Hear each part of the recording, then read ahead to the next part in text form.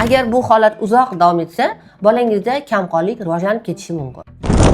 Kamqonlikning asosiy belgilari bolada rangparlik, terisining oqarib ketishi, ishtahasining yo'qolishi, sochlarning to'kilishi va bolaning injiq, bezovta bo'lib qolishi va boladagi eng asosiy belgi tana vaznining normaga qo'shilmasligi. Agar sizning bolangizda shunday holatlar kuzatilayotgan bo'lsa, bilingki bolangizda anemiya rivojlanib ketyapti. Uyda bunday holatda tabiiy nima qilsak bo'ladi?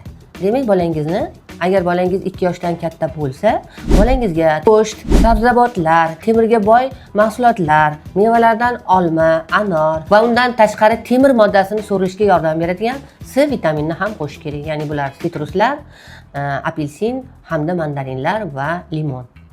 Temir preparatlariga kelsak, faqat shifokor tavsiyasi bilan qabul qilishingizni so'rayman. Shu maslahatlarni bajarsangiz, albatta bolajoningiz sog'lom bo'ladi. Meni yo'qotib qo'ymasligi uchun esa obuna bo'lib oling.